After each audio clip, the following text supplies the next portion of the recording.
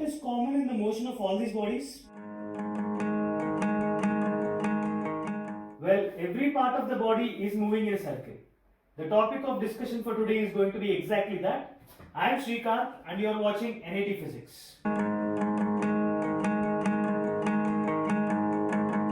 So today's topic of discussion is going to be circular motion.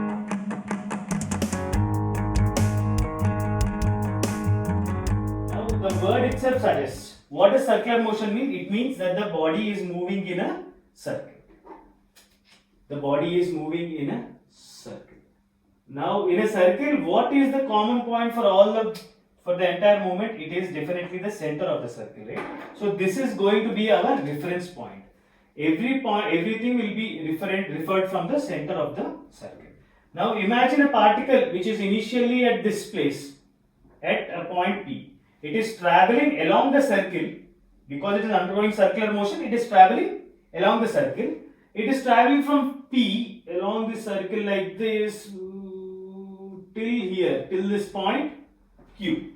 It is traveling from P to Q. It is traveling, let's say, a distance S. Okay. From the center, if you observe, initially where is the particle? The particle is like this. And finally, if you observe, the particle is here. So it is like, look at my face. Initially the particle is here and after some time the particle is here. So what do you observe? You observe that my head is moving an angle. So that angle with which my head moves, or the angle with which it changes from the center, is only called as angular displacement. It is represented by theta. Theta is called as angular displacement. It is angular displacement. Okay, it is a vector quantity. Angular displacement, just like displacement, is a vector quantity. But now you have to understand that when it's moving in a circle like this, does it have any fixed direction? If it's moving in a circle like this, the angle is moving like this. Does it have any fixed direction? No. So it is a special kind of vector which we already discussed. It is an axial vector. What is it? It is an axial vector. Axial vector's direction will be along the axis. It will be perpendicular to the plane of the body. The direction of axial vector will always be perpendicular to the plane in which the body is moving. Now imagine this circular motion. What kind of motion is it? It is undergoing x-axis and y-axis movement, if you observe, right? So the axis, the movement is along the xy plane. It is 2D motion along the xy plane. Now what does the axial vector direction mean? It means it is perpendicular to this 2D and it is either inward or outward. The direction will be generally given by right hand rule. Direction is given by the right hand thumb rule. Right hand thumb rule.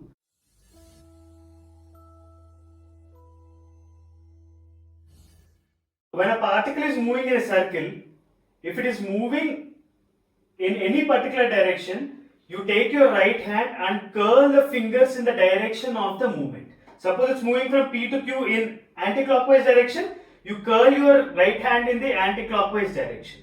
As a result of which, what is the direction your thumb shows? That is the direction of the axial vector. Understood? So if the particle is moving from P to Q in counterclockwise direction, then the direction of the thumb is towards U, which means the direction of the axial vector when it's moving from P to Q is towards U. Now suppose it is moving from P to Q along this particular direction. If it is moving in clockwise direction, then what do? You take your right hand and move it in clockwise direction. Put your hand in the center and curl the hand in the direction of movement.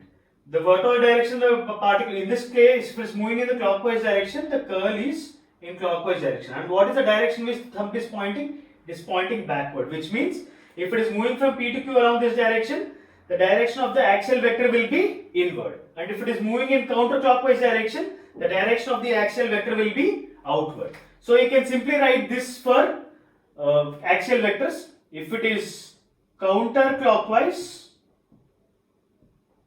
then it is outward. And if it is clockwise, the direction is inward. This is a very standard reference which we will keep using across torque, in any other axial vectors. So remember these both and that will be enough for you, okay. But instead of all this, you can simply remember right hand thumb rule.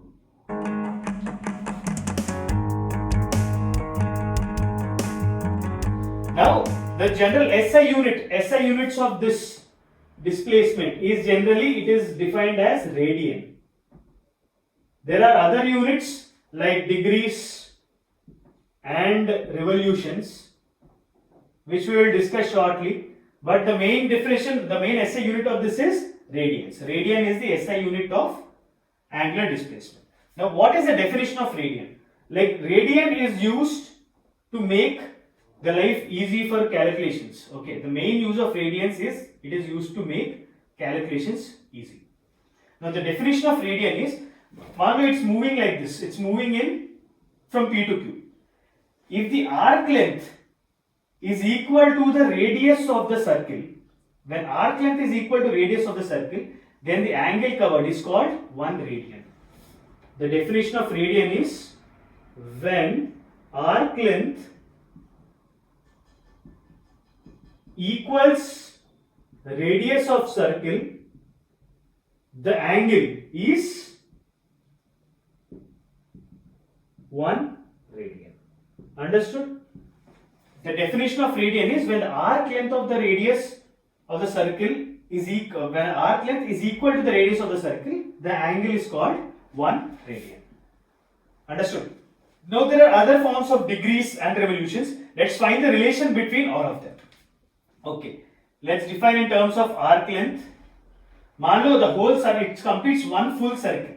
Okay, if the arc length is equal to r, the number of radians is 1. Okay, if it completes one full circle, what is the arc length it covers? It covers the whole circumference, right? So, magar if it is 2 pi r is the arc length, then the number of radians will be equal to 2 pi. And when it's completing full circle, what is the value of degrees covered? If it's completing one full circle, the total angle it covers is 360 degrees. And how many revolutions did it make? It made 1 revolution. Got it? It made 1 revolution when it covered angle of 360 degrees. So from this we can find the relation between radians, degrees and revolutions. So let's find out. 360 degrees will be equal to 2 pi radians, right? 360 degrees is equal to 2 pi radians. So what is pi radians then? Half the value, half kar do. If you half this 360 to 180 degrees, what is the radians angle? It is pi. If you further half it, 90 degrees will be written as pi by 2. Similarly, if you divide this by 3, 60 degrees will be called as pi by 3. 30 degrees is pi by 6. This is the comparison in terms of angles. In terms of revolutions, 360 degrees is 1 revolution. And how much will 180 degrees be? Half revolution. 90 degrees is 1/4 revolution. This is 1 by 6th revolution. And this is 1 by 12th revolution. Got it? So, revolutions, angle and radians. You can get the relation between all of them, right? 2 pi radians is always 360 degrees. Pi radians is 180 degrees. Clear everyone? Okay, note this down.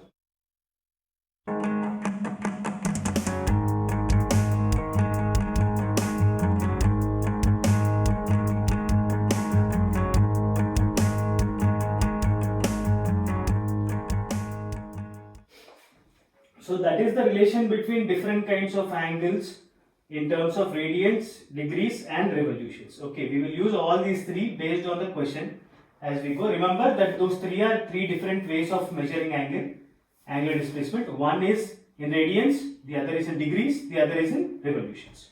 Okay, now let's find the relation between the displacement and the angular displacement. So from the basic definition of radians itself, we can say when the number of radians is 1, the displacement, the angular displacement or the actual displacement or the movement will be equal to r, right? And when the total number of radians is 2 pi r, it will make one full circle. When the total number of radians is 2 pi, it will make one full circle and the distance covered will be 2 pi r. From this relation we can say that the angular displacement, if it is equal to theta, then the value of distance traveled will be equal to r theta, right?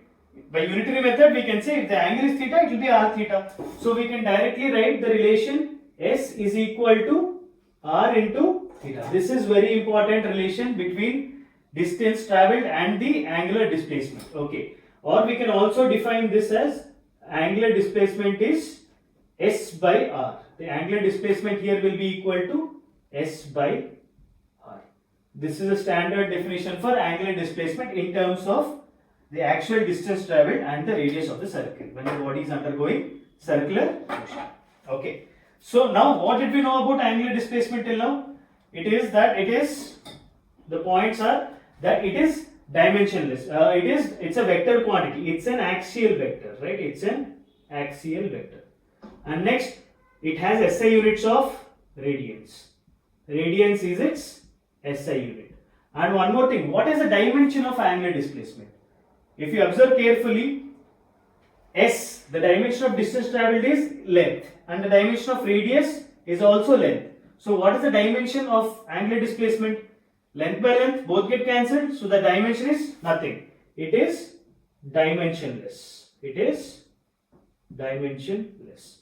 Simpler way to understand this is from school. You remember the angle form is defined as arc length divided by radius. That is what this is. In fact, you can also write this as arc length divided by radius of the circle.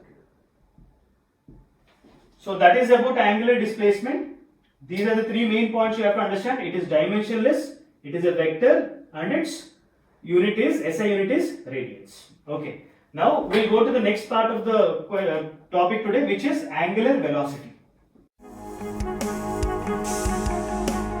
Now, what is velocity? It is the rate of change of displacement, right? Velocity is rate of change of displacement. Similarly, now angular velocity will be rate of change of angular displacement. That is as simple as it is. Rate of change in angular displacement. This is the definition of angular velocity.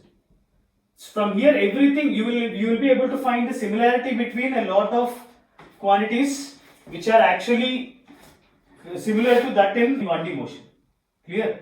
So, what is the definition of angular velocity? It is the rate of change in angular displacement.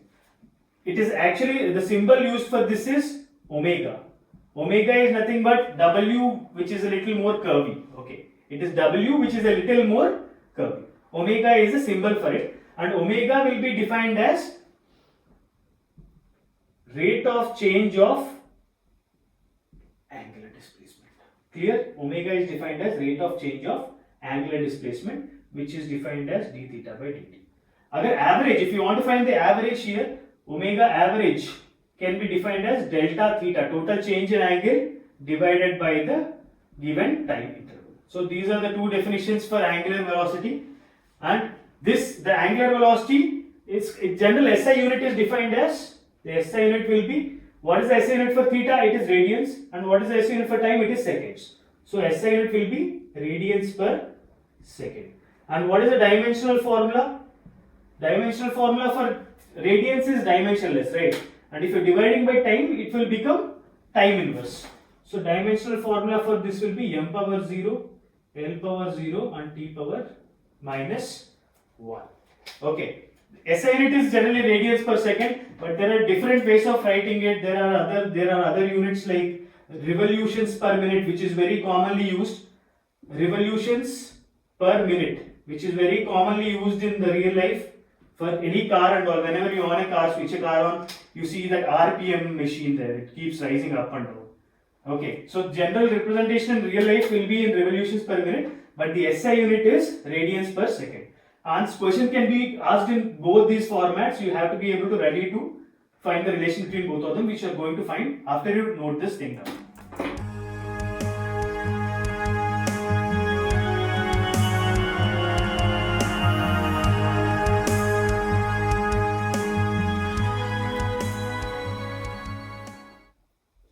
Okay. Now angular velocity, from this we can say the direction of angular velocity will be same as the direction of angular displacement. the direction of will be same as angular displacement. Just like remember, displacement and velocity have the same direction, right? Similarly, angular velocity and angular displacement will have the same direction.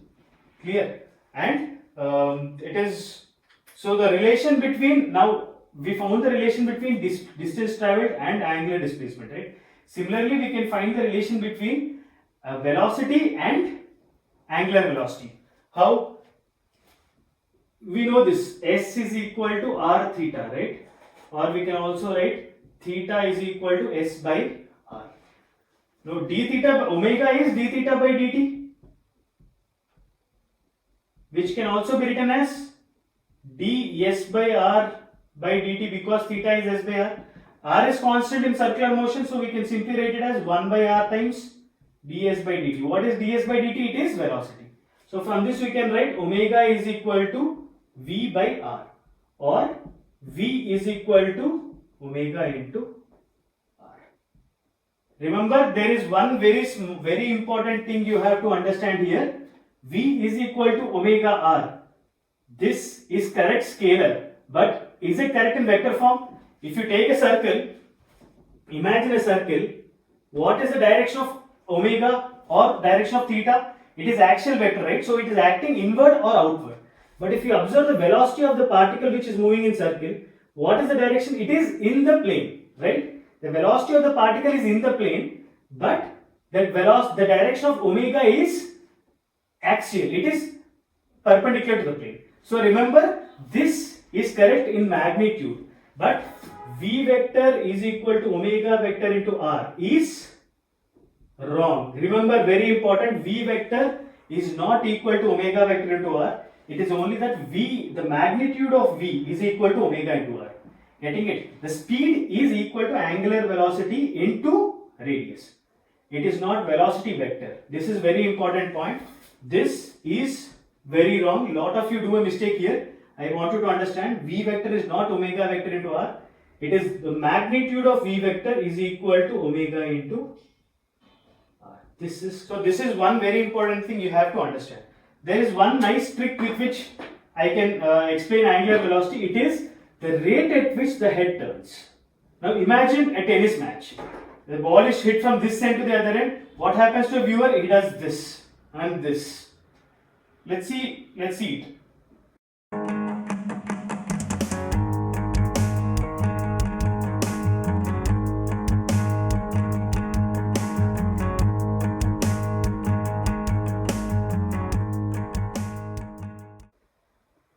Yeah, so from the clip we can observe that omega is the rate at which the head is turning. If head turn is the angle, the rate at which the head turns is the angular velocity. The slower your head turns, the lesser the angular velocity. The faster it moves, more the angular velocity. So you can also define omega as rate of head turning. This is my definition for it. There is no definition like this. So this will happen when you are imagining the situation where you are sitting at the center. Okay, you are at the center of the circle where this whole thing is happening. You are at the center of the circle where the particle is moving in circle. The rate at which your head turns is only omega. So when you are imagining something and the head is not turning, then it means that the body is not undergoing circular motion. Clear? It also means that omega will be 0. Clear? So that is, and the direction of omega can also be found out just like theta using right hand thumb rule. Yeah, this is very important. So what do we know about omega now? Let's discuss briefly about what happened in omega. Omega is rate of change of angle. It is the rate of change of angular displacement. So omega, in short, we can write it as omega is d theta by dt. Okay, it is also an axial vector along the direction of omega, along the direction of theta, along theta's direction, and it is dimensionally, it is m power 0, l power 0 and t power minus 1. Its SI unit is radians per second. Okay, and we can also define V as omega into R. So these are the important things we discussed about angular velocity. Okay. The next part of this and the final part of the topic today is angular acceleration.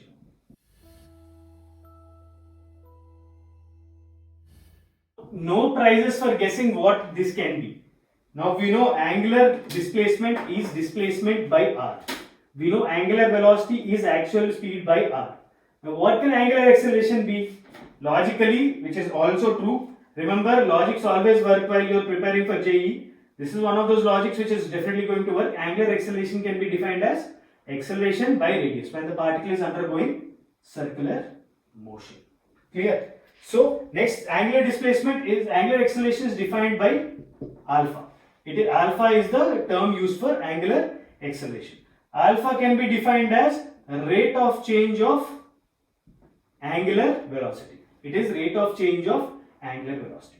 Similarly, you can also write alpha average will be delta omega by delta t for a given brief period of time.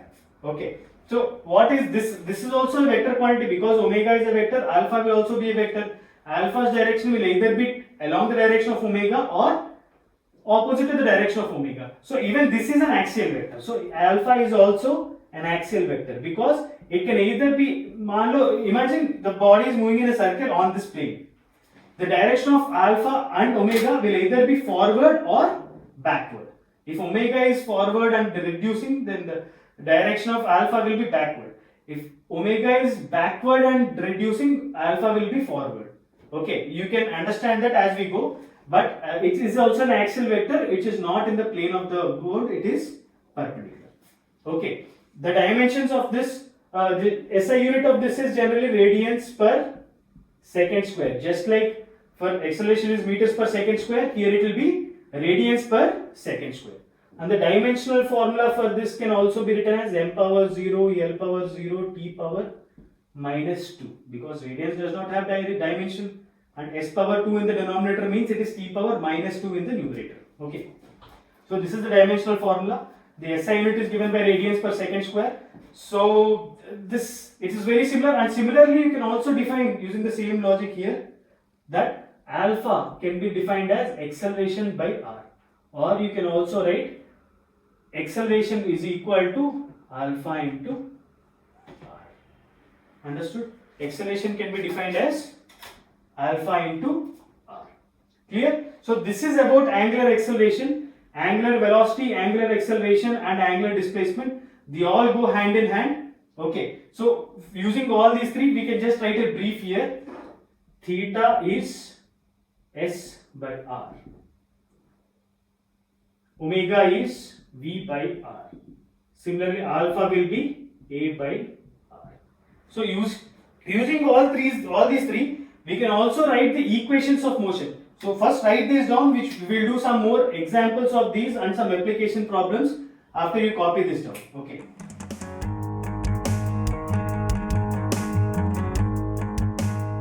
So we can write all the equations which are valid for linear motion in circular motion also. Like we know velocity is ds by dt, right? Similarly, we can write omega is d theta by dt. Acceleration is dv by dt. Similarly, we can write alpha is d omega by dt. Right? Same way, displacement is integration of v dt. Similarly, we can write angular displacement will be integration of omega dot dt, which is again similar. And same way, velocity is integration of a dt. Similarly, we can write omega is integration of alpha dt. There are other things which we can always write, like the same relations which we have between v and displacement, acceleration and velocity can be used for angular displacement, angular velocity and angular acceleration. The best example for that is we can use equations of motion. Like let's use equations of motion, equations of uniformly accelerated motion. Uniformly accelerated motion. Uske kya, what were the equations for this? First equation was v is equal to u plus at. Similarly, we can write here as omega final, which is the final velocity, final angular velocity will be initial angular velocity plus angular acceleration into time. Similarly, v square minus u square is 2as. So omega final square minus omega initial square is equal to 2 into, instead of acceleration we will write angular acceleration, instead of displacement we will write angular displacement. And the third one, s is ut plus half at square. S in this case is displacement, so theta is angular displacement, will be omega naught into t plus half alpha t square. We can write all such equations which are very similar to those which we have done in motion in straight line. So this equations, the circular motion topic, we can always link it with motion in a straight line, provided the particle is undergoing circular motion. It is undergoing pure circular motion. About impure circular motion we will discuss in the next topic. Okay, before we go finish it off, let's do one small problem and then we will call this session off. Let's take the example. The omega of a particle which is undergoing circular motion is given by 4t square plus 6t plus 9 radians per second. So the question says, find 1 alpha at t is equal to 2 seconds. Find alpha at t is equal to 2 seconds. Second, find theta from t is equal to 0 to t is equal to 2 seconds. Remember, theta is angular displacement. Angular displacement will occur across time. Just like remember, displacement will have an initial time and a final time. Similarly, angular displacement will also have an initial time and a final time.